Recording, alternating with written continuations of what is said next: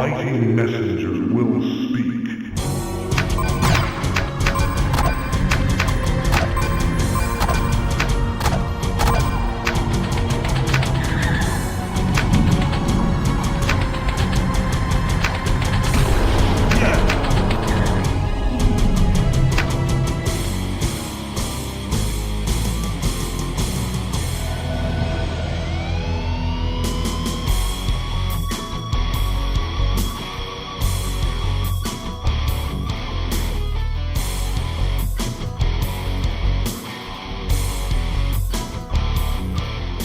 Welcome to Sega Saturn Shiro, the only podcast that will save your balls.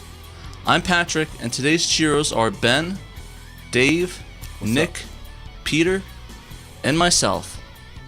And this week we are talking about pinball games.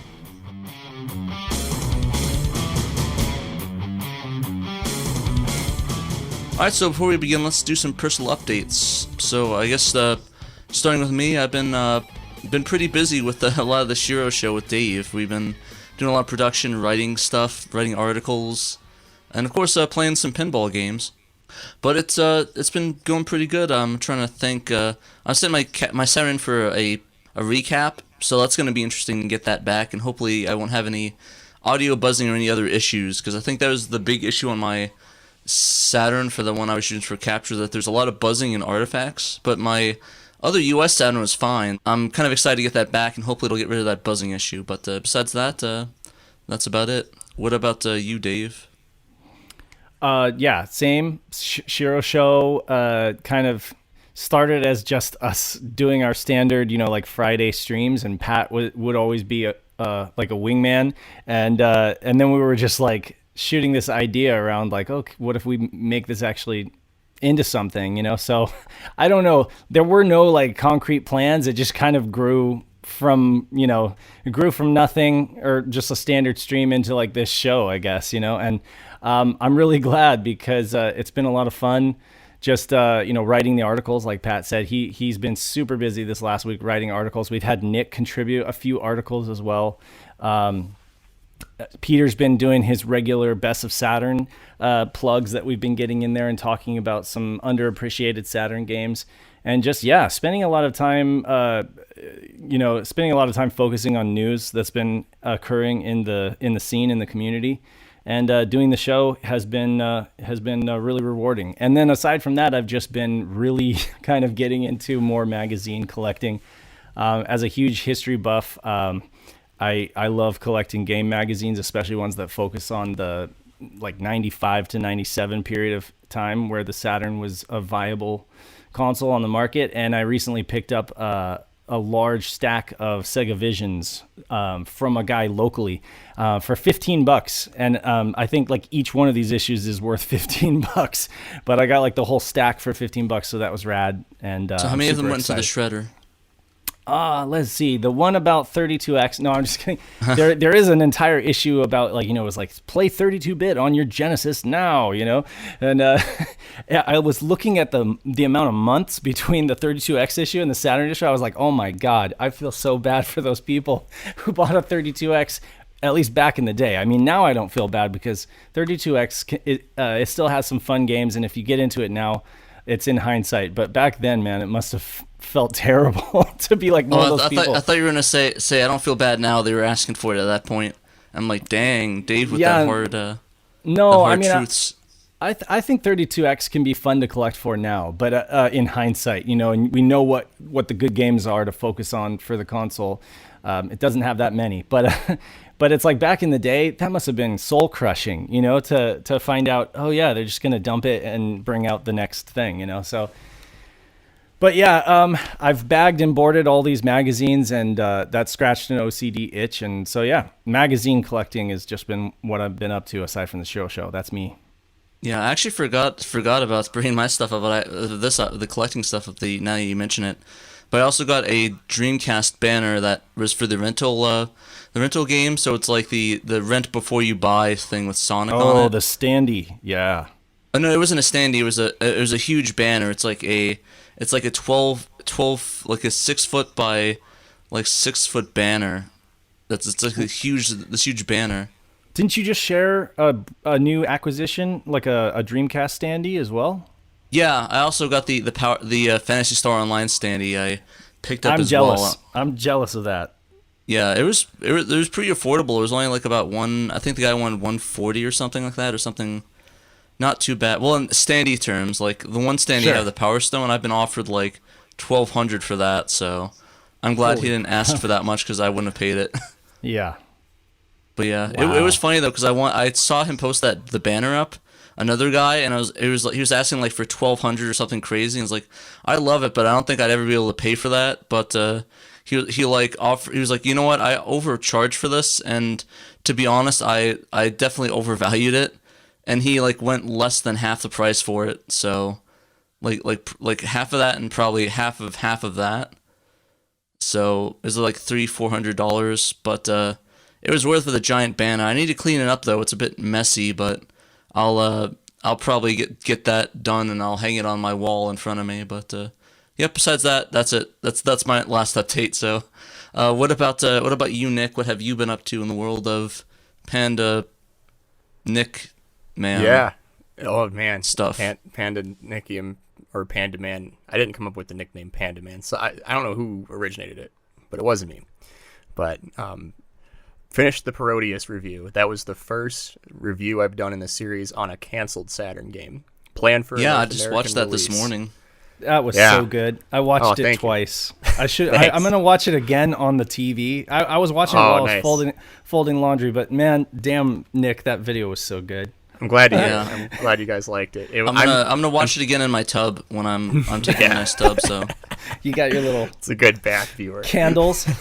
exactly, got the candles, got the sexy Parodius going. You know Oh, what nice. you know what it is.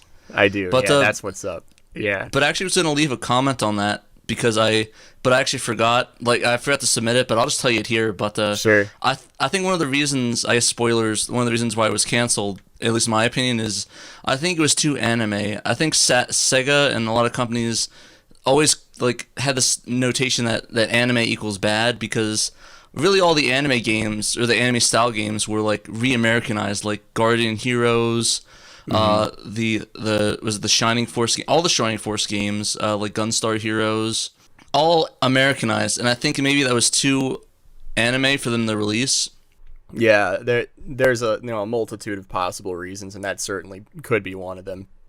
But who knows? Maybe the answer will come to light someday. But we know for sure they planned it and they put the work into translating, and then last minute they just decided not to do it. Either someone at Sega or someone at Konami, one of the two.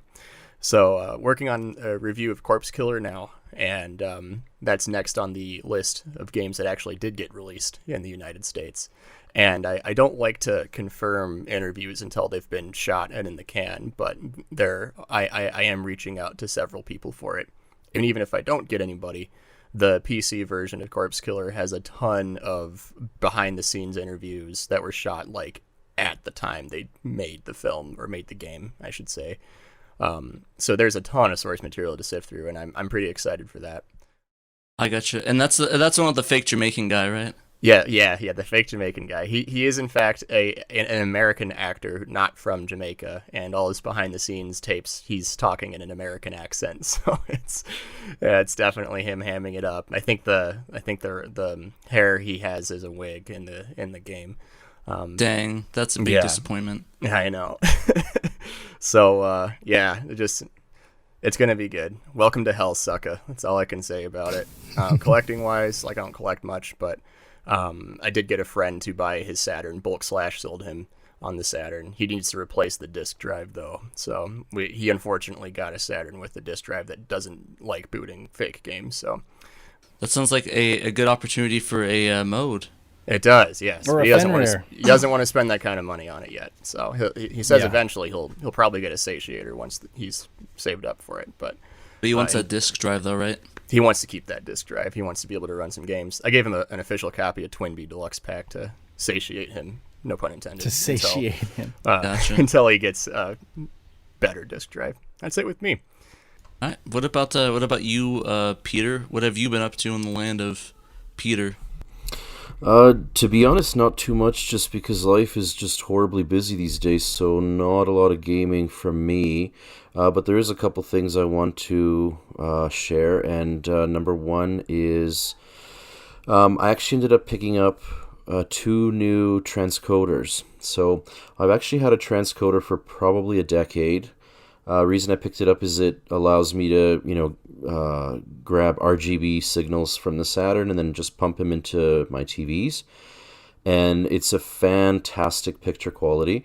But having had this one for 10 years, it sort of started dying out on me. So I did pick up 2 new ones. One was from Specialty AV. They've got an eBay storefront, and then another one from RetroTink. And so both of them are, I would say, fantastic quality.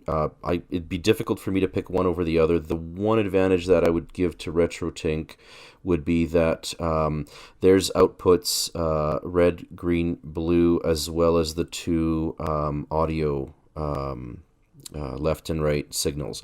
You mean the component, or is it actually RGB out through 3 cables? So it is component. So it transcodes from RGB to YUV to component. So they both require a power source, but they're both equally priced. There's no, in terms of picture quality, that it'd be hard pressed to find a difference. But again, the one from RetroTink does split out its own audio, whereas the one from Specialty AV, you need a secondary adapter to break out the audio.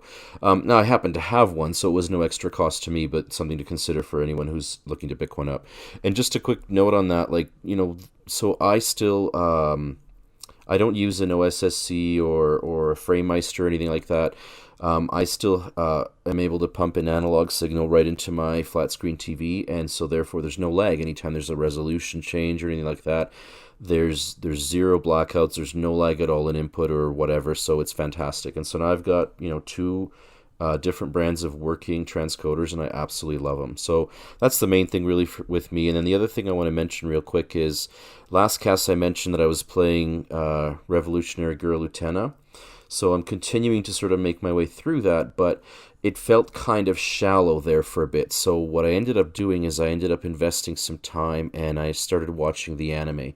So I'm up to episode 6 now out of 13 in the first season, and the game is starting to make a heck of a lot more sense now. So it's kind of crazy that I'm doing this, but I'm also enjoying it, and it's sort of fun. So yes, I'll eventually write an article about it. I think it's super cool, and it's a shame that we never got any visual novels. I actually did have a question. How far did you get in the game so far, or did you take a break to finish the anime? Oh, geez. So how far have I gotten? So Utena's had a couple of duels now to protect the Rose Bride, and so my character is starting to have to, we've been to the ball, and, we're starting to find, this abandoned building that this one character, Chigsaw, seems to be able to go into, and it's not abandoned, and so at times it looks like it's run down, and other times it looks like it's fresh and clean. I'm starting to learn more about the student council and the end of the world, which is a character in the game. So I'm getting into it for sure, but I'm taking my time so that I can kind of pace myself and watch the anime as I go. That works, yeah. Because did you get to the baking class yet? You know what? That's exactly where I'm at right now, is the baking. Yes. Did you actually finish that section, or did you just start that? Just starting it. Is something cool about to happen? Play it. You'll see. Gotcha. Okay. I know that your Best of Saturn posts are typically scheduled ahead of time, so I realized despite your super busy schedule, those have been dropping regularly, and I'm just curious to know what your thoughts are on Clockwork Knight, as it is kind of a, maybe in a few words, just, because I know it's a divisive game among, half people love it, half people hate it. What do you think, Peter? I think it's great. I think if you play the game today, it is wonderful. It's short, it's sweet, but it controls well. I think in 1995 it probably would have been disappointing because folks would have expected something better because it's, on a new system. So, you'd expect it to be maybe deeper or flashier. But now that it's all sort of behind us, I think it's fine. I quite like it. What about you, Ben? What have you been up to in the land of Ben? Well, the land of Ben has been pretty busy lately. First off, we had that live stream, me and you, Pat, that we did earlier this week. That was a lot of fun. And aside from that, I've been doing a lot of research on this whole Castlevania Resurrection stuff going on with the disc that had shown up on eBay, and just right before that, just out into the open and in the wild that we didn't know existed. And so I've been doing a lot of research trying to find any information about this disc or developers and stuff like that. And so that's been a lot of fun to dig into. On the collecting side, I just got a hold of something that I've been trying to get for years, and I'm really excited to show it off. Although I'll make a video once it comes in, because I'm really excited, and I can't wait for everybody listening to hear about it and see it. But I want it in my hands before I'm really ready to say what it is. I just wanted to say, Ben, I really enjoyed your guys' stream. I really did. I was watching it while I was driving, and we just kind of had it on. My son was like commentating in the back. He was the peanut gallery, but you guys did a great job. And also you had some new guests on, or you had some new people in the chat. There was a guy from Taiwan. I think his name was James, was it? Or yeah. I can't remember, but I was really impressed that not only with the entire stream, but just it was very entertaining, and you guys had some cool guests on. So that was awesome. Yeah, absolutely. And I love when we have guests come in and start talking to us. It's just, I think it's great. I love it. Yeah, and I'm glad you did get to show off, Necronomicon, because that's one that I've kind of like tiptoed around as far as our streams, just because I feel like it gets so much attention. It's but I'm glad that you did get to show that off. So it's like we've pretty much covered all the games, save for a couple of really bad ones, but. You also sent Nick a package that I think is quite noteworthy. I think it's I think it was awesome, right? Oh, it was extremely super crazy generous. I'm excited to see Nick use that. So to alert the viewers or listeners in this case. So Ben sent me 2 really nice Elgato lights that one would use for streaming, and a very nice webcam which one would use for streaming. No, I'm not signing up on OnlyFans. Sorry, just get that in mind out of your head now. But crap. But this is the obvious gateway into me starting to stream video games. So wait, so does that mean I can plug my OnlyFans, or are we not doing that? Well, I mean, you could. That's sell some bathwater. Your decision. But Patrick Bathwater, I'll pose like naked with the Saturn covering my front. Yeah, there you go, like in that box. ad. Yeah. But anyway, so I'll be doing that and probably joining the Shiro show every now and again once I get everything set up. Awesome. But yeah, Ben, can't thank you enough for that. Like didn't get a chance to thank you over voice, but like holy crap, did not expect any of that crap. So absolutely, totally, you are all deserving of that. You're amazing in your cast, and all of your Pandamonium reviews are fantastic. You have a golden voice, and let's get that image up there to match that voice of yours. And hell yeah, totally absolutely. Worth it. You are absolutely deserving. Hell yeah.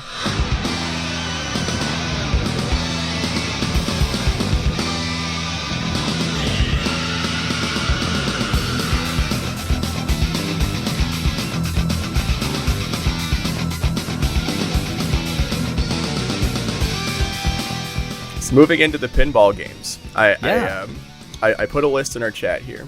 For the sake of the listeners, there are 7 pinball games for the Sega Saturn across all regions that we were able to find. And each of us were assigned one, and there were a couple of the weird obscure ones that we all dabbled into, or at least many of us tried out. And we'll just go down the list here in order, top to bottom. The first in the list is Digital Pinball Last Gladiators.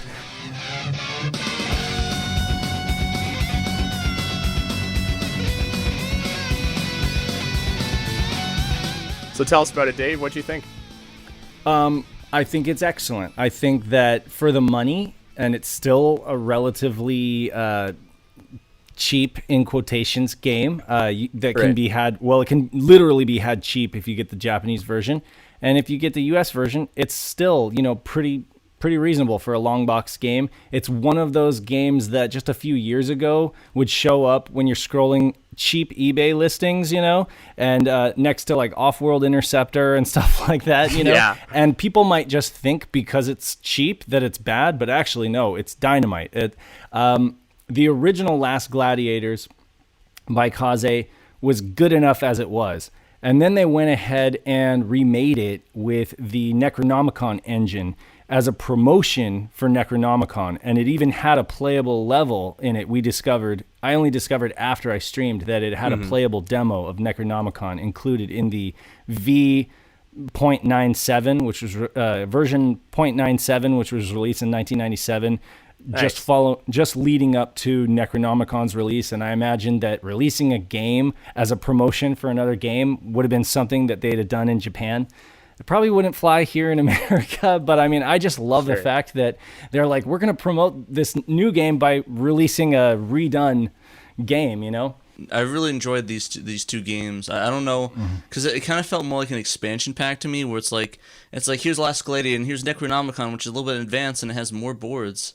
I really thought these are probably some of the best pinball games I've played on the Saturn. I thought the music just blew me away. It's some of the best music, not only in a pinball game, but on the Saturn itself. Like, I mean, even John Pertucci from Dream Theater did Necronomicon, right? Or did he do Last Gladiator too? He did Necronomicon, but I can only imagine. So Last Gladiators has an incredibly good soundtrack.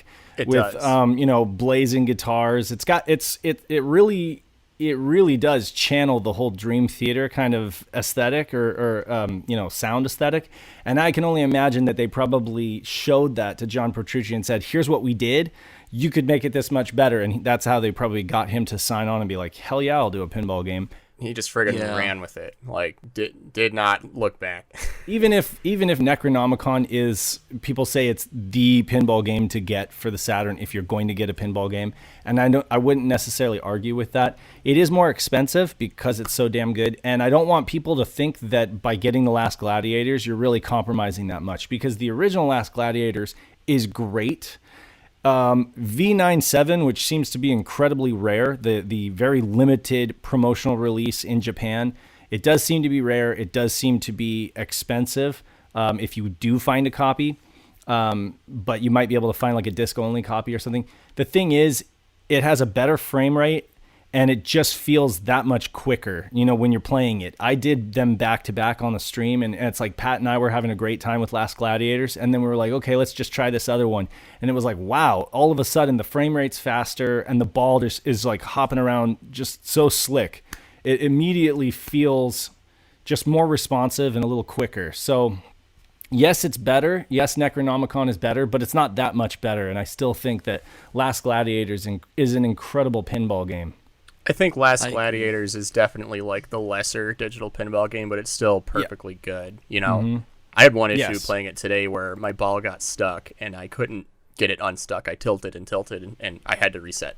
Like, that happened to me a lot with a couple of games where I tilt it and it's like, oh, tilt detected, and it just, because I don't know if it was this one or maybe another one, but I got a multi-ball and it got stuck on the top, and all of them got stuck, and I tilted it and it was like tilt detected, and it like killed all my multi-balls. Like, really? I kind of like that though. Okay, so here's the thing: you can tap the shoulder buttons to kind of shake the machine, and it is a little realistic that you can get away with it to a certain degree, but if you do it too much, then it penalizes you. And that's very much a reflection of real life. Of real pinball. Yeah, like they don't want you shaking the machine. They don't want you really cheating, and you can cheat to a certain degree, but if you shake a real machine too much, it recognizes that and it penalizes you for it.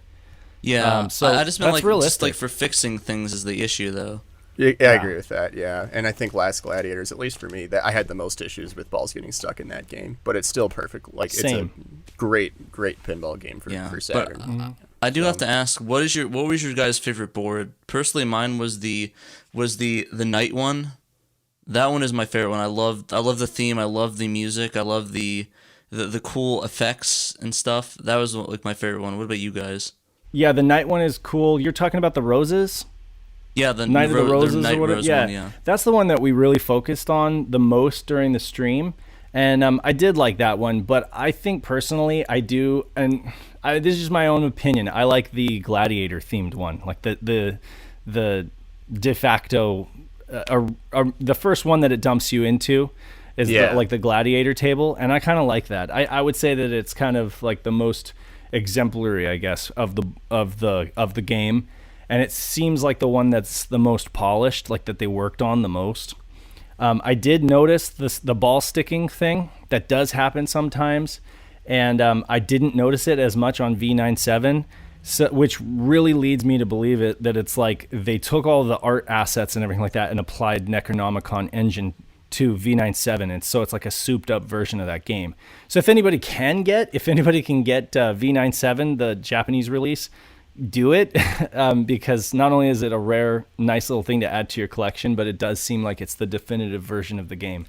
Oh yeah, and this did come out in all regions other than V97. That was locked to Japan, but right, the one before it did come out in all the major ones: North America, Europe, Australia, and obviously Japan. It is a Japan-developed game by Kaze, and perfect transition into Kaze's next pinball game, which we've already talked about some, but the Hail Satan pinball game of the Sega Satan. Saturn world.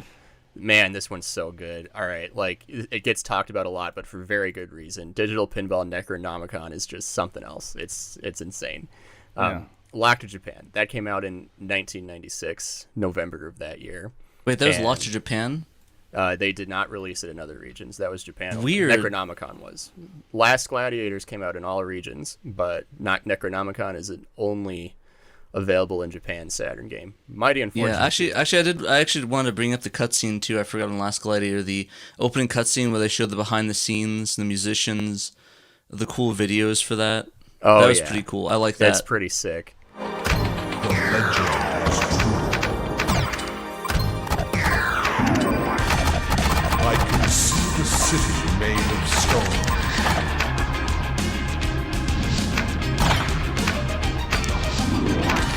Looks like, Pat, you were tasked with playing Necronomicon. That was your focus for this cast. So, well, that's good because that's what I did. I totally good. I totally didn't forget and play them all.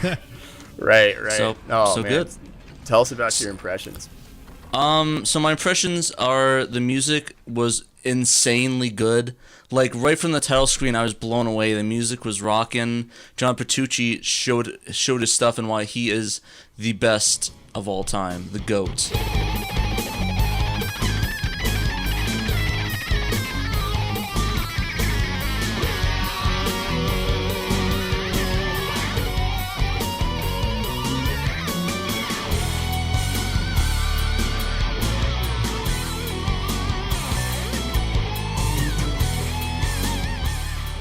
Oh, The yeah. music It's is just nuts. unholy good.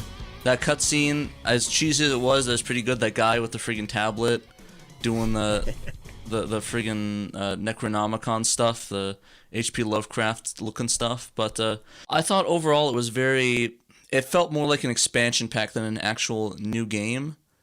I guess to me, it felt more or less the same as Last Gladiator. I played them both and I couldn't really tell much of a difference.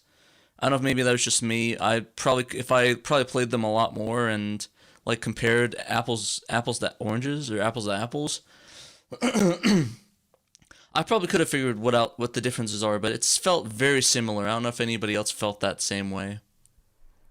I thought Necronomicon was a little better. I think the tables were more refined. I think obviously the music was incredible because you get Dream Theater up in there. It's it can't not be good. It was so ridiculous. There were many times where I kind of forgot I was playing a friggin' video pinball game on an old console because the music was just nuts. Yeah, the music is ridiculous. too good for what it is. Yeah, like it's so over the top.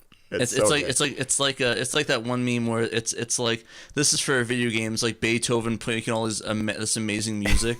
Yep, exactly. It's like just spits fire. It's just like that. Yeah, that's and people really need to even if you burn this game, like you need to blast it on a really loud stereo system. Yes. To have it like punch you in the gut and really get it just enhances the experience so much. Or if you have like a really decent pair of headphones, just blast it because I swear it immerses you in the game that much more. Yeah, that's what I was doing. I have a nice studio. For people that see the Shiro show, they know my headsets are pretty legit. So like that, I like the studio monitors. It blows me away every time I listen to it. I was like, oh yeah. And that's so important. that's important because with a lot of physical pinball tables, they spare no expense on the audio because they really want to immerse people in the table, you know? So usually they have like a set of Dolby stereo speakers, or they'll have some kind of surround system. With a lot of those pinball tables, like the Terminator table, I remember would just like hit you with all of this bass, you know? And the idea is just to kind of immerse you into the table and really get your adrenaline pumping, you know? And this game emulates that really well with its focus on high quality audio. Yeah, absolutely. So if you've played all these different pinball games and you look at Last Gladiators and then Necronomicon, you'll get the feel that you know that Necronomicon was definitely made by the same team that did Last Gladiators. And so it's like it's exactly what it is, which is a more polished version of a continuation of Last Gladiators, which is exactly what you want because Last Gladiators is very good as we've just mentioned. And but the feel of these particular pinball games is it's a very fixed view. You know, you got your digital display that pops up on the screen in front of you and even in the back. It's very reminiscent of how a actual pinball machine feels from about, you know, the 90s period. Yeah. And so it's really rock solid as far as how the gameplay works. The physics feel good. And I just, as a pinball lover, these are the games that you're going to like, just initially. They're the serious man's pinball games, like, you know. Yeah, they're big boy pinball. I think what I discovered by doing this cast or preparation for this cast is really how good some of the other pinball games are, because we already kind of knew these games were great, and I would agree with Ben that Last Gladiators and Necronomicon are just like they're like brothers. You can tell that they're cut from the same stock. I would argue that V97, if you get a copy of that, you're basically getting all of the Gladiator themed tables with the Necronomicon engine, and it plays just as good as Necronomicon because it literally has all the refinements. But yeah, it's like these are the serious pinball tables, and they're the games that are almost like guaranteed that everybody's going to like them. But there are some other pinball games that are actually like really, really decent and hold up, I would say, almost side by side with these games, or at least very close. Yeah, I think at the end of it, I was more disappointed than anything that these aren't real machines that I can play.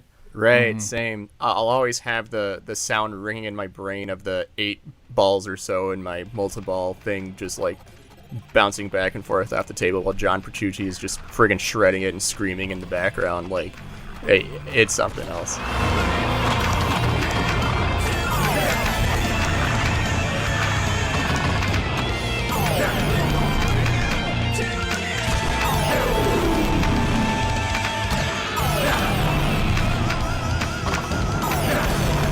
I didn't know how like deep Necronomicon was until I listened to Game Master Chaz, who was commenting on Ben's stream, you know, talking about like strategy and stuff like that. You know, like he has a strategy for every game, you know, because he's like an extreme gamer.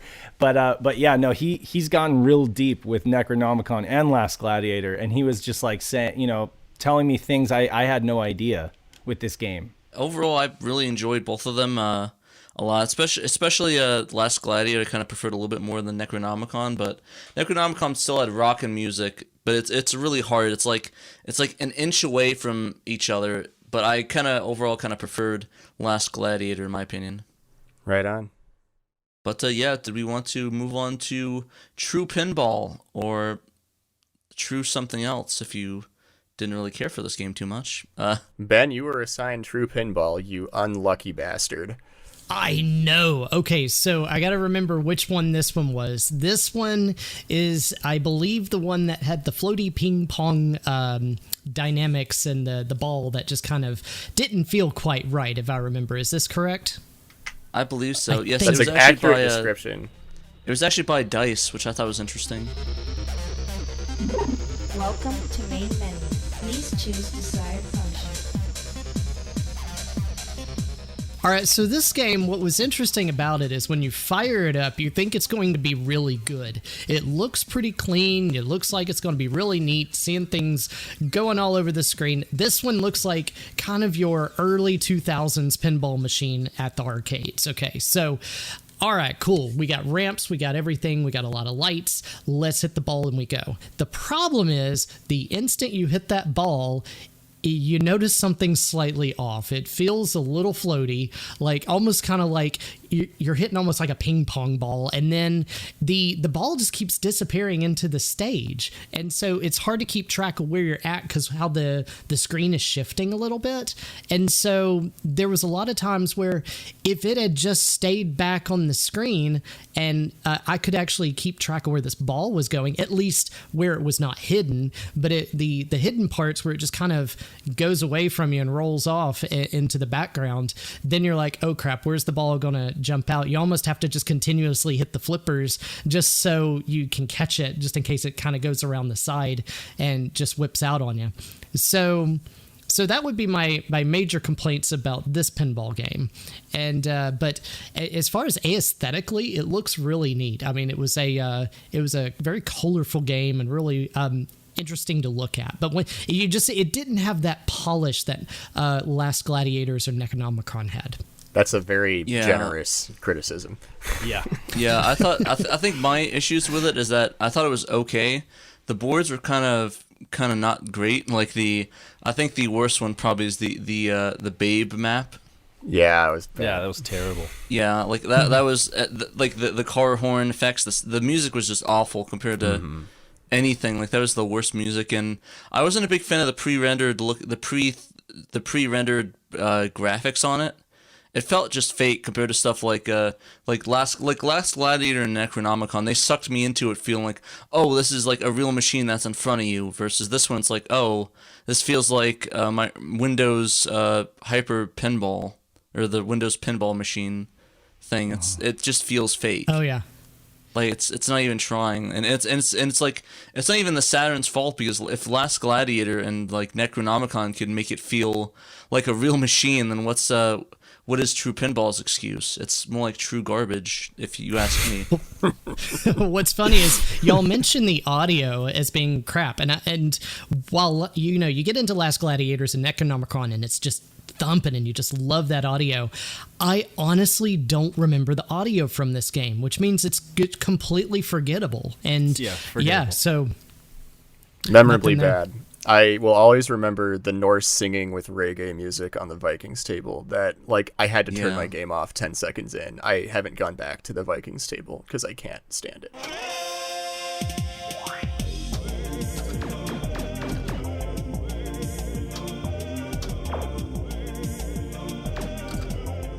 It's bad. I think, and speaking of that, I don't know if maybe it was just me being dumb, but I could not figure out a way to change the board. Once you select it, it's like you have to reset the game to change your board. It doesn't have a good UI. I had that issue too. Yeah, I couldn't figure that out. Yeah, overall, I think it was pretty disappointing. I wouldn't say it's true. It's definitely not true for sure. Right. No, not true. Not true at all. True garbage, true trash. True lies. Oh, no kidding. No True. kidding. Yep. Streets of LA. But, it's just not good. Yeah, but I don't think... Peter, did you get a chance to play this one at all? No. Good. Oh, okay. Yep. Yeah, you did yourself a favor. I will admit, I played it for a very brief period before it locked up on my satiator because I was having issues that day, and subsequently I did not put it back on. Like I put a bunch of pinball games back on my satiator, and I was just looking. I was like, okay, I guess I didn't put it back on because it wasn't worth putting back on my satiator. So. Yeah, you didn't miss anything, so don't even fret. So if anything, you guys did yourself a favor by missing those two. But did anyone have anything else on True Pinball, or did you want to move on to a better pinball game? Just if I could make one quick comment, it doesn't seem to be a very common game. It's not, out of all the pinball games, it doesn't come up very often in auctions. I've never seen it in the wild, so I don't know if it's had a low print run. I'm certainly not trying to, egg anybody into making a purchase on this game because of your review there, Pat, but it's not one that comes up very often. No, it really isn't. And it did come out in all regions, all the major ones at least. So... that's strange to hear that it doesn't come up. It probably just sold terribly. But In my opinion, I think it's one of those games that should be deleted from history. Like, just destroy the rest of the copies of it. I don't know if It's not that bad. It's not okay. So yeah, it's not that bad. It's just that there's so many much better pinball games on the Saturn. So it's like bad by comparison. It's not worth your time for sure. Yeah. If you like pinball games, I think it's worth taking a try at it and just seeing how it feels, because it definitely has a little bit of a different feel to it. It does, yeah. To be fair, I think it actually was my second least favorite controls and flipper motions in that game. But ball physics are important, and I love it when a digital pinball game has like where there's like a feeling of weight to the pinball. And somebody mentioned ping pong ball. That's exactly how I would describe it, like a styrofoam or a ping pong ball. It just didn't feel like it had any kind of weight, which means that you'd hit it up to the top and it would kind of float there for a while before coming down. So whereas like a real pinball table, if it's heavy, you know, it's gonna kind of float for a second and then come down really fast and kind of accelerate as it comes down. And it needs to feel that way. It does, and it does not in true pinball. False pinball, more like. Inconsistent pinball. Thank you, Ocean. Thank you, Ocean, for the inconsistent pinball. We're used to getting disappointed by Ocean, so it's all good. Exactly. All right. So I had Pro Pinball. This is from Interplay. And I thought going into this series that this might be the worst one, just because it only has one table. But then True Pinball came in and changed my mind. So Pro Pinball, it only has one table. It's called The Web. The Web.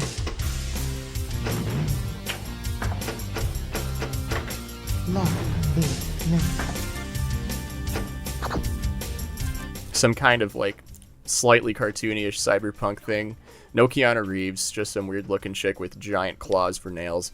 But my question is, did it actually play competently, and it actually did what it was supposed to do? So it didn't give you the wrong ending like it did for me when playing Cyberpunk.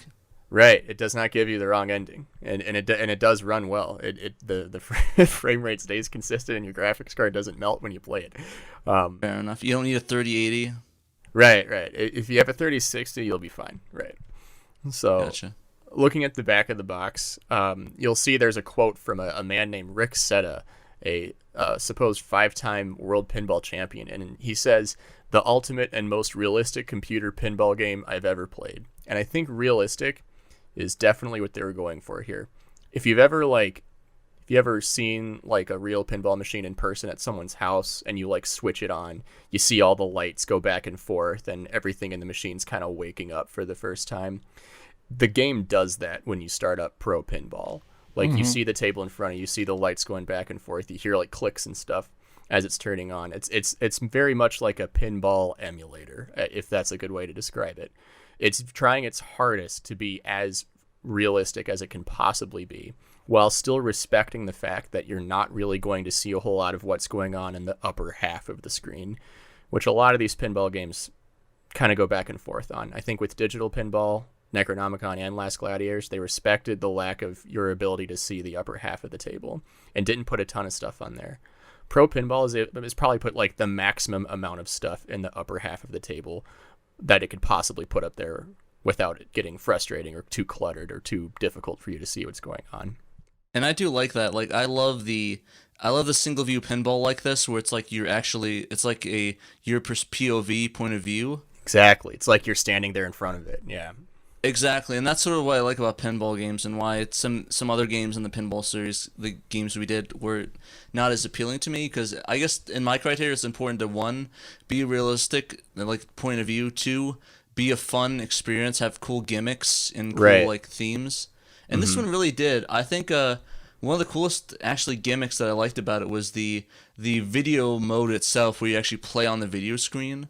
Yeah, it's got some of that action. I actually don't know. I actually never played a pinball game that did that, and so I don't know if there's pinball machines that actually have you play on the screen itself. Lethal Weapon 3 does. I've played a real Lethal Weapon 3 pinball machine, and that has a lot of video modes. Great pinball machine if you ever see it. But Pro Pinball does that too, and you see the little dot screen in the top half, just kind of covering up the very top of the table, but not covering it up too much. So Yeah. its attempt at being very realistic and very true to a real pinball machine is also where this game starts to fall flat, because about all the pinball games, this is by far the most basic. It's so basic that it's like it might not be worth your money compared to other games that are good and have multiple tables in them. This just has the Yeah. one. It does it extremely well, and it's very realistic, but you're not going to get a lot of mileage out of it unless you're one of those people who can get in front of one table and spend hours and hours on it, just like digging into its deep machinations and trying to crank out as many jackpots as possible. If you're into that you know, stuff, some you'll people are probably into like that, yeah. this.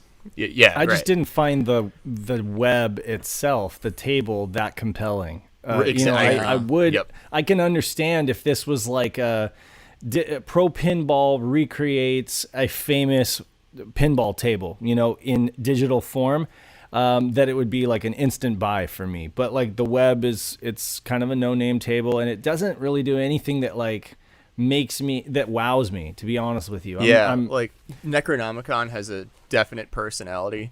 right. This doesn't really. It's just so overly basic, so painfully basic is like how I describe it. But you did mention that you feel like it probably is the most true to life or the most realistic. I think like- it's the most realistic one of the bunch for sure. When judged by that criteria, like how realistic it is or how true to life, how do you feel Necronomicon or Last Gladiator stands up next to it? Those are pretty realistic, the digital pinball ones. But, you know, they go over the top with some of the special effects, and Right. the tables in digital pinball are not as complex, especially in the upper half, but to the game's benefit, because it respects the fact that you're playing on Right. a 4x3 monitor. You're not Yeah, you playing on a mentioned long table screen thing. And it does that really well. And what it has on the table is all very well designed, and it's all very fun to play. And I would say that Pro Pinball is probably slightly more realistic just because of its extreme dedication to it emulating a real physical pinball machine. But that doesn't mean it's more fun.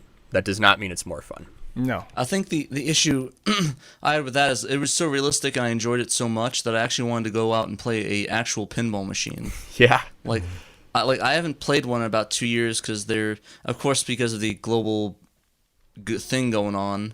Yeah. That I was like the conventions I go to that have all these pinball machines haven't been going on for the last 2 years. So I've been really itching to play some actual pinball, like, because a lot of places by me it's either arcades or nothing. They don't have a lot of pinball machines, so I really need that pinball itch, and I have a feeling that when I go back to the convention, the ZapCon, I will literally just spend the entire time playing pinball.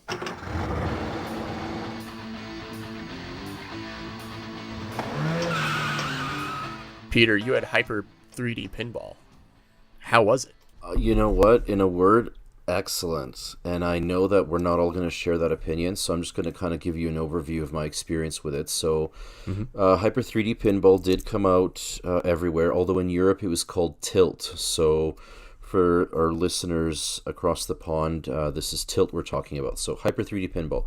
It was put together by NMS Software. It's got 6 tables. They cover all the sort of traditional pinball table themes. So we've got, Road King USA. We've got like a fun fair. There's a space table, a gangster table, like a medieval table, like a Frankenstein table. So a real good variety. So that's a plus. And the tables themselves are obviously varied, not just in theme, but in how they're put together. So some of them just have the 2 flippers at the bottom of the table. Some of them have flippers at least on one side in the middle, and some of the tables even have flippers at the sort of upper end of the table as well. So that's actually kind of cool. I found the physics to be pretty good too. The balls feel quite heavy. They're not at all floaty. I found playing through the tables, the balls do tend to kind of come right down the middle more often than you'd think would happen in real life. Right down the middle. Although the game does employ like a pretty complex tilting system, so the way it controls is your left and right shift keys control your actual flippers, whereas left and right on the D-pad controls how you kind of rock the table. So rocking it left versus rocking it right is going to affect which way the ball actually comes down the table, and that's actually a neat level of depth. And there's also a bump feature, so not only can you rock the table a little bit from the left or from the right, but you can kind of bump it from the front, and that gives a different effect as well. So I found it fascinating because as I started using the tilting and the bumping, sometimes I would tilt it the wrong way, and then the ball would like just come straight down the middle, exactly where Craig Stadler would probably say is great, but not good for this pinball game. So, like once you got used to the tables themselves, learning that tilting mechanic I thought was really fascinating. Another cool thing about this game is it actually comes with 2 views. So you've got your standard overhead 2-dimensional view. So this view is sort of fit to your screen, like to the width of the table, so you naturally won't be able to see the entire table all in one sort of viewing. So as the ball kind of shoots around, the camera follows the ball. So that's cool because you are zoomed in pretty nicely and you get to see a lot of the details on the tables, but there's a lot of disadvantage to that. So first of all, if your ball is going like at 100 miles an hour, then it really kind of gets difficult to track it as it scrolls up and down all the time. Yes. The other thing too is any of the details on the table, like for example gates or doors that kind of pop up and down from the bottom, that's difficult to judge when you're looking directly down on the table, whether that gate is up or whether it's down. So it's kind of neat, and so it gives the table sort of a flat appearance. But with the push of the C button at any time, real time as you're playing, you can flip it to like an actual standing at the table sort of perspective. So you're looking down, you've got a bit of a perspective on the table, and that way you do get to see the entire table as you play. So obviously the advantage is you get to see everything. The disadvantage is the further up you're looking at your table, the less that you're able to see, because I mean it's all there, but it gets smaller and smaller, obviously, your perspective. So you don't get to see as much detail as when you're playing it with the 2D perspective. But still, it's kind of cool that you can flip on the fly, and I did notice a couple of neat ways that this is implemented. So one of the tables, it was called Might and Magic, I believe, and magic was spelt funny so that there would be no, copyright infringements or anything. Yeah, between the actual Might and Magic. Right, exactly. So in the upper left corner of that particular table, there's like a castle, okay? And inside the castle are 3 bumpers. So if you can get the ball into the castle through just a single archway there, it'll bounce around in there for quite a bit of time and you'll rack up a lot of points. If you're playing it overhead in 2D mode, you can see that perfectly, obviously. But if you're playing it from the regular standing at the table 3D perspective, then the entire view is obscured by the rampart of the castle. So it's kind of neat because it sort of makes you switch between the 2 views as appropriate. So at times I found myself enjoying the 2D view more, and at times I found the 3D view a lot more, practical.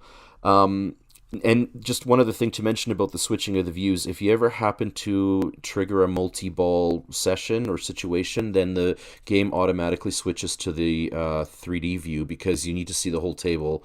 Because if your balls are all over the place, how do you keep track of them, right? I can't believe I just said that. But yeah, I guess I had the polar opposite. This is actually my least favorite pinball game. I thought the flippers and the actual physics just feel too weird. Like the ball feels like it's like fine one moment, then it's like going a bajillion miles an hour the next. And for some reason, like I'm watching Dave play right now, and it seems like he's suffering the same thing where for some reason it'll just gravitate the ball directly into the gutter for no apparent reason, and there's no feeling of safeness, and it just like I tried both modes. I tried 2D and hated it. That's like I hated that mode so much. It made it so difficult. I love it for seeing the detail on the board. It's nice. Mm-hmm, it's nice to be able to really see like some of the artwork that went into this, and you can actually tell that they did, put thought into these boards. They're kind of, but then like Pat said, it's like this Not ball is like it's like a roller coaster or something like that. Like it's like no real pinball game moves like that. I think this is like a tragedy tale for the pinball games because the tables are extremely well designed, and I think the physics are fine. but neither of the two views you have are playable, in my opinion. The top-down view is too fast to react, and you're constantly missing the balls with your flippers because it's hard to see where it's going. Yeah, and for some reason the timing is just even poor on that. It Like, is, I can't like the time I expect is just garbage. It's just a disappointment because it had like the only board I hated on this was the clown one or the circus one. That was literally the worst board I've ever played in any pinball game, and even any physical one. I hated that board. Hated it. The point of view where it's you in front of the pinball, in my opinion, is also kind of unplayable because unlike a lot of these other games, I don't think Hyper Pinball respects the top half of the table being difficult to see in a video game. And it puts so much stuff up there and so many extra flippers and little mini pinball tables up there that unless you're playing in the top-down view, which is already not really playable, you can't really see what's going on up there.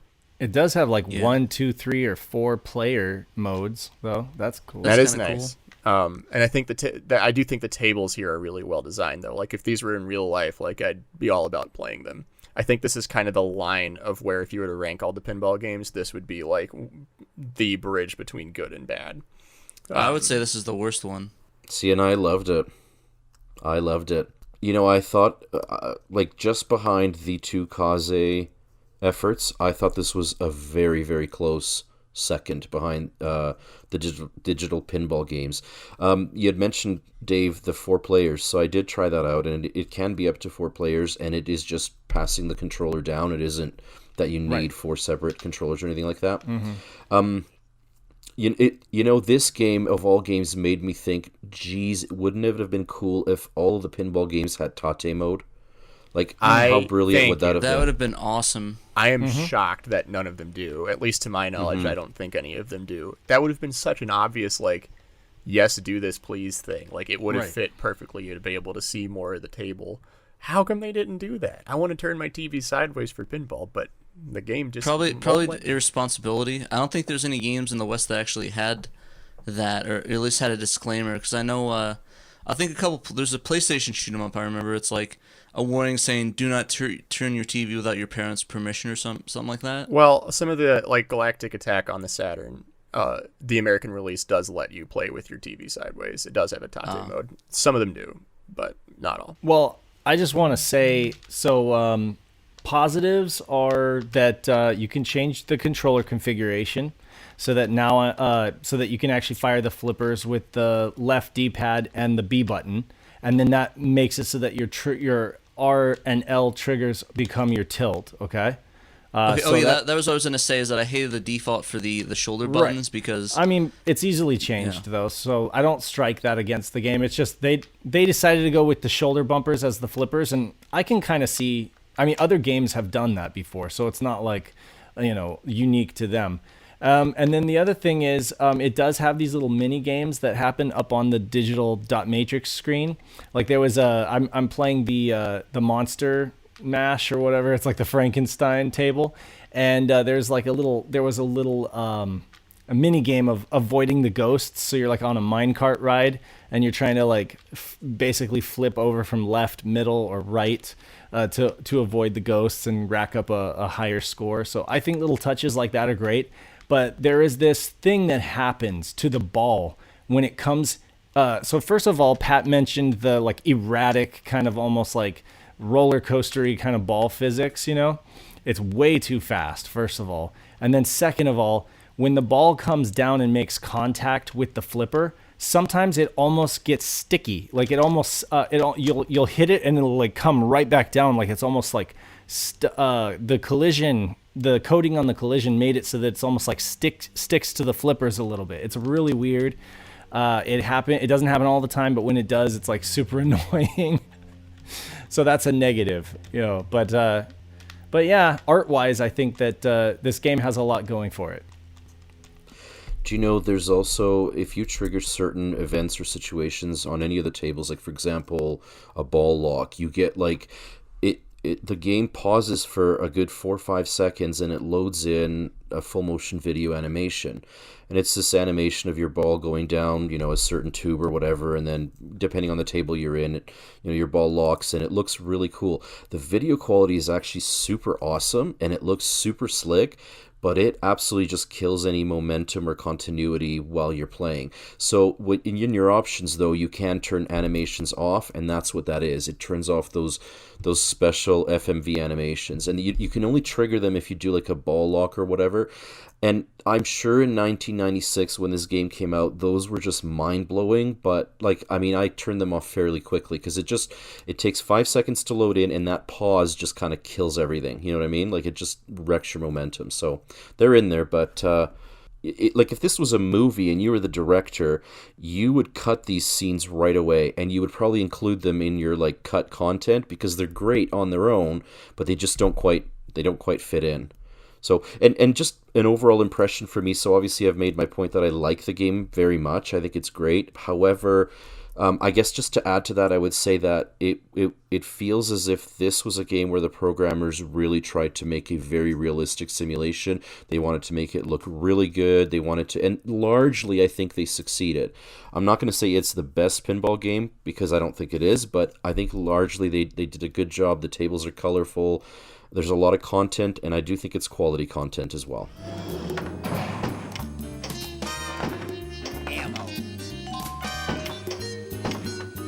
So there's a couple of pinball games that weren't assigned to individual people, that instead we all gave a shot, and neither of these came out in the U.S. First one we'll talk about is Pinball Graffiti, which I believe this is the only pinball game on Saturn with some creamy 3D graphics. Creamy 3D graphics.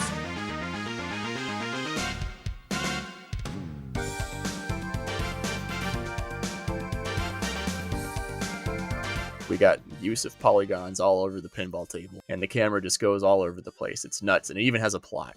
One of the plot lines is you're a basketball player, and you get in some terrible car accident, and it basically prevents you from being able to play basketball. You were going to be at the top of your game. You're going to be one of the best basketball players there ever was, but now you got in this terrible car accident, so you can't play basketball anymore.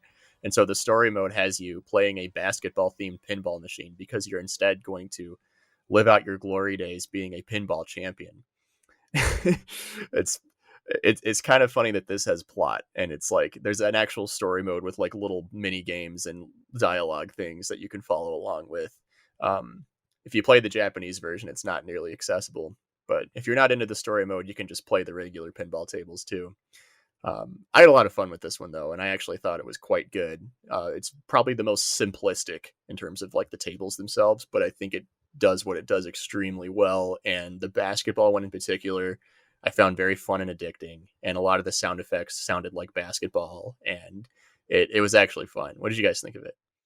I thought it was really good. Personally, I was surprised at first, but it felt really good. It wasn't the most realistic one, but I mean, or like in terms of the way that it rolled, but I really enjoyed it. Yeah. It looked the best one besides the muddy. The graphics looked a bit muddy, but besides that, the all the polygon stuff looked great and all the setup. So I thought it was good. I wasn't the biggest fan of the basketball theme, but I know they had different tables, and I thought it was really bold that they did that story mode.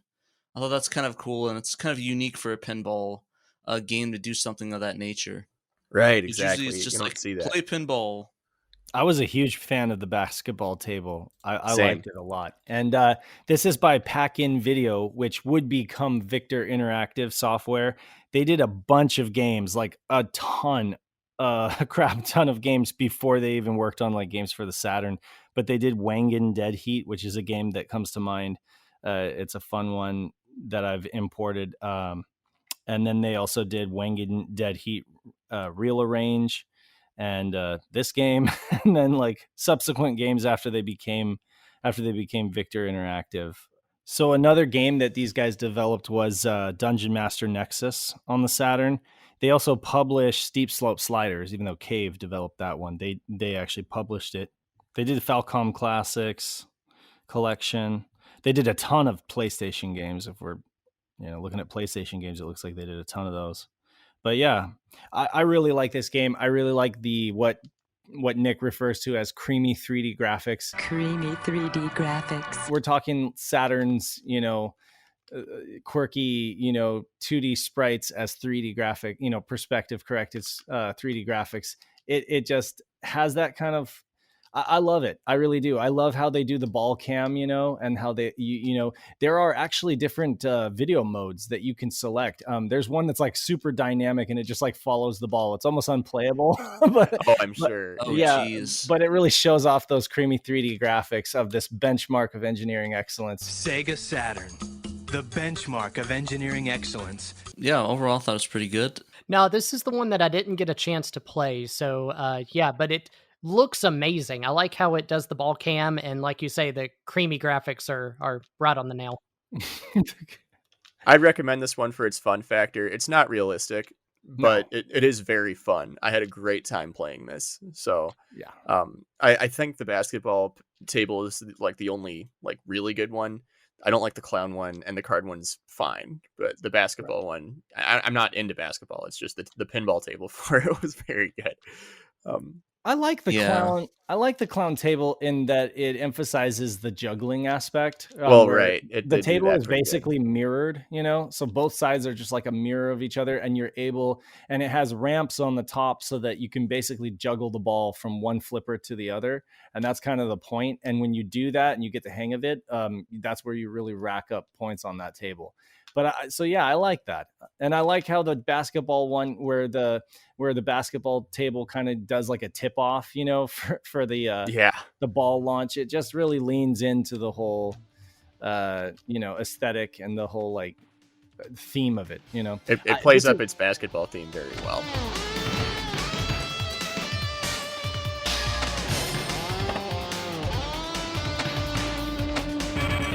This is honestly a game I would like to probably buy for my collection. It's a complete blind spot for me. Not one that I ever gave any second thought. And I know actually that quite a few of our UK counterparts in like the junkyard and stuff have mentioned this game over the years as being like a good value or a cheap pickup at Sex, which is their game store. There's sex shops. There's sex shops. But, and I mean, I don't know. When we were on the cast the other day, James was looking up listings, and I think he said that a complete in-box listing was going for around $100. So that might just be the fact that Saturn games have gone up in price all across the board. But then again, he said that a disc-only copy of this was, about £10 or something like that. So maybe it's one of those ones that's all over the place. I'd have to look at sold listings, but I'm interested in maybe picking up a copy just so I can do scans and actually like try to create like a US version of this because I like it a lot. Alrighty, so why don't we talk about the obscure game of the cast, which is kind of funnily enough, this actually isn't my favorite game, despite what it's based on, like what its sort of genre is, which is Fantastic Pinball.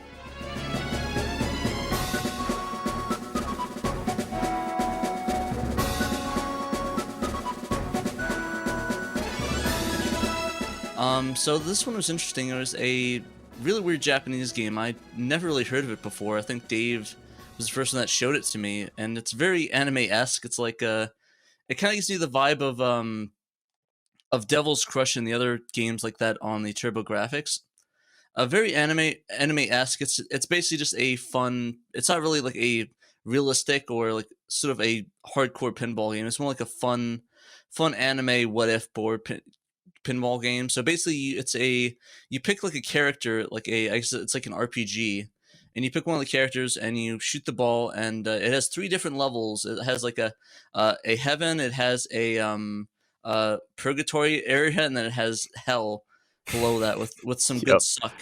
The good suck down there, a succubus down there on the side, and this cool little guy in the top hat looks like the devil with little teeth coming out.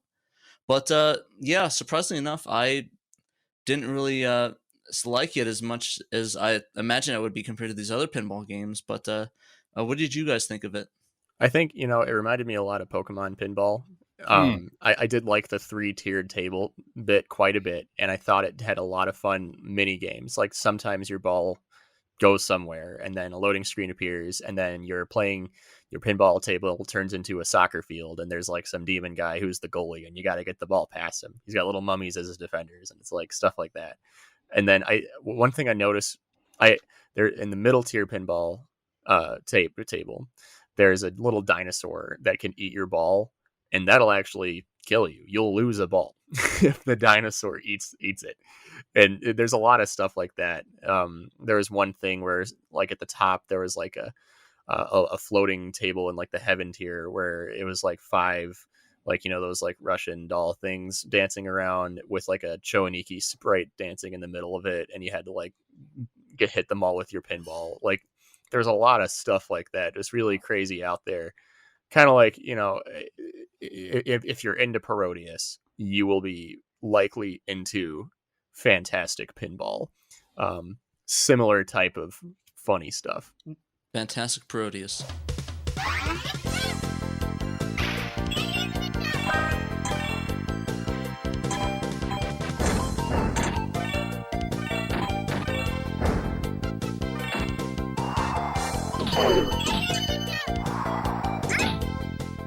Now, Nick picks up and references Pokemon Pinball, which I think is hilarious because the game that I was going to reference is Sonic Spinball, because it just, you know, how you mix a little bit of genres together and come out with something, and this is what this game feels like, you know. So it's very unique in the way that it's kind of combining pinball with kind of a I don't even know what you would even call it really, but it's definitely got its own kind of feel to it and its own little strategy and attitude, and, you know, and definitely that anime vibe with Parodius and all that good stuff that everybody loves, you know. So or some of y'all don't. I mean, you know, so y'all got your different flavors there, but it's definitely very unique, and I think it was interesting and fun.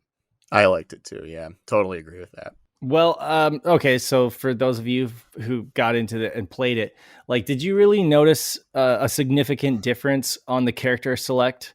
Because you've got like this blue, what looks to be like a knight character, then you got like a red mage girl, and then you've got like a green goblin boy or whatever.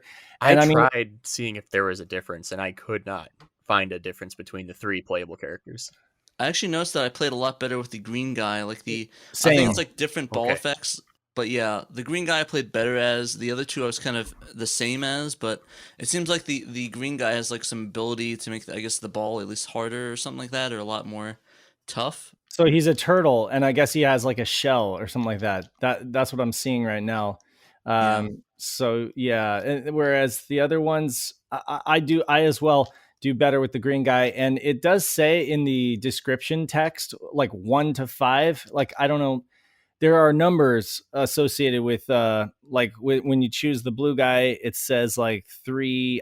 My Japanese is so rusty. Maybe Peter would know this, but yeah, I think there definitely is a difference between these players. I just don't know what it is, and I usually gravitate towards the green guy, like Pat said. I thought the paddles were kind of like weak. It seemed kind of like sluggish and kind of light, in comparison to like the other games. But maybe that was just me. But yeah, I kind of give it a pass because there's more of an entertainment game. Is more of a fun pinball game. It's a hardcore. This is actual pinball, realistic, like something that would be realistic. And I kind of like that break from that, because like the fantasy boards that they could never really do in real life. But yeah, overall, I really enjoyed it.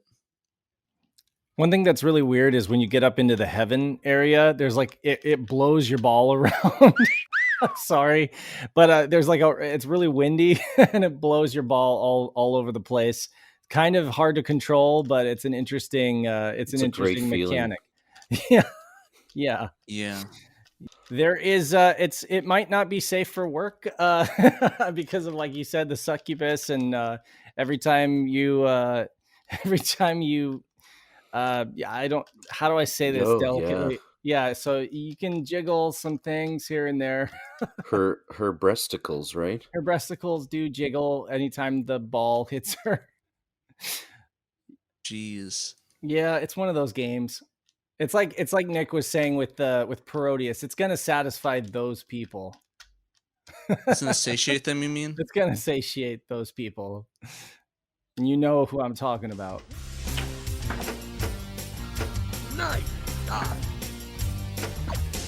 Yep, so before we go, why don't we, I guess, go around the table and sort of rank the pinball games. Did you want to start us off, Dave? Sure. I'm definitely gonna go ahead and say that Necronomicon, it lives up to the hype, which sometimes isn't the case, but I think it's definitely one of those games that you'd have to be crazy not to like once you really sit down with it. It's just that good. I definitely loved, like, as a second kind of out of nowhere surprised me was Pinball Graffiti. I kind of want to get a physical copy of it. I had a lot of fun with it, much more than I expected. And then Fantastic Pinball, just for giggles. It's definitely not to be taken seriously at all, but it's a fun game, and it's got some cutesy little things going for it. So I enjoyed it for sure. And then after that, I guess I would just say Last Gladiators is totally a solid pinball game that folks should consider. If they can get it cheap, it's well worth it.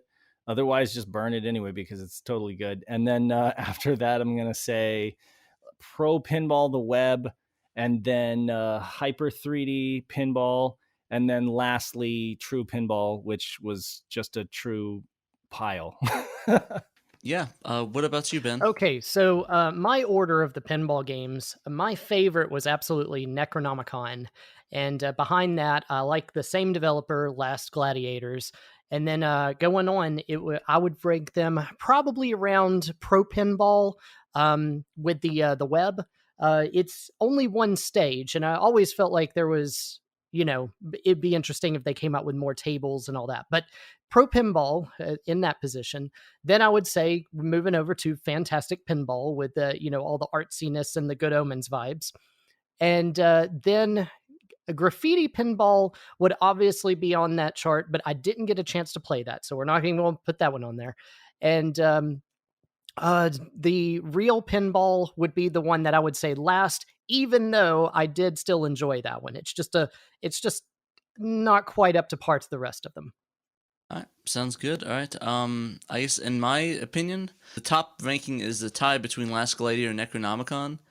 They're both fantastic, and I feel they're both one and the same in a way, so it's kind of hard. So it's definitely either one or two or both number one. Number two, definitely Fantastic Pinball. I thought it was a ton of fun, and it was a break for the hardcore seriousness of the gameplay. Number three, of course, is Pinball Graffiti. I thought it looked really great. It was beautiful, and the concept was great. I love the storyline and how that goes about, and there's so much great and good on that game.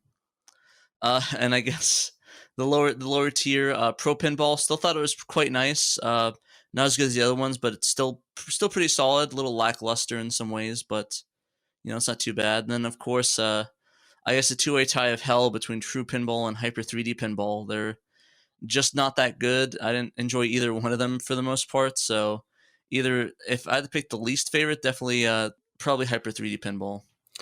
If I was going to rank the games, I would give it a tie for first place between Necronomicon and Last Gladiators. And then in third place, I would actually put Hyper 3D Pinball. So, I guess it really just depends on what you're looking for out of a pinball game, because some people will love it like I do, and I would just put it just a hair behind the other two. And some people will hate it like Pat. So, maybe try before you buy. But it's certainly it won me over. And then just as a special category, I would also throw in Fantastic Pinball Kyuutenkai. It's sort of like everybody said, it's kind of like Pokemon Pinball. It's kind of like Sonic Spinball, or even the more recent Yoku's Island Express. So it's kind of, it's lots of different choices. It's surprising, really, how much pinball you can have on the Saturn. But in my opinion, there's no real total horrible stinker. Well, no, that's a lie. True Pinball's a stinker, but most of the games are really quite good. I think that Necronomicon's the top, followed closely by Last Gladiators. And then I'd put in Fantastic Pinball for third. Pinball Graffiti in fourth, Hyper 3D fifth, Pro Pinball sixth, and True Pinball in dead last. Now, I am impressed with how many of these pinball games are actually like at least decent, most good even. I would say that Hyper 3D and Pro Pinball, even though they're ranked 6th and 5th, they're both still good. They're just not nearly as fun as the others. True Pinball is the only stinker. That's the only one I don't think is worth anyone's time. So yeah, that's all the pinball games. We're doing extreme sports games in the next episode. Spoiler alert, they're all ski and snowboard. No ska music? No ska music. We're going to be putting our balls away and taking out our skateboards, I guess. And that's right. Taking off the wheels, taking the wheels off the boards, and hitting the slopes in the Alps. Sliding down some snowy mountains. Will they be any good? That's for us to decide. We'll find out. They might not be as good as these pinball games. Maybe they will be. Who knows? Tune in every Friday, 12:30 p.m. Pacific for Shiro Show, where we talk about Saturn news from the week, and we do a game stream. So we'll probably be playing some winter sports games, or extreme sports games, I should say. Works, and definitely check out Pandamonium's reviews. He just dropped a new one in Parodius. Fantastic stuff. So watch that. Check out Peter's articles and everyone else's articles on the SegaSaturnShiro.com. If you guys want to get involved, definitely join our Discord. The link's going to be in all the descriptions of our videos and podcasts. So if you want to hop in, say hi, give us criticism, feel free to do so. I guess that's it, everybody. So remember, you must play Sega Saturn Shiro. See you guys later.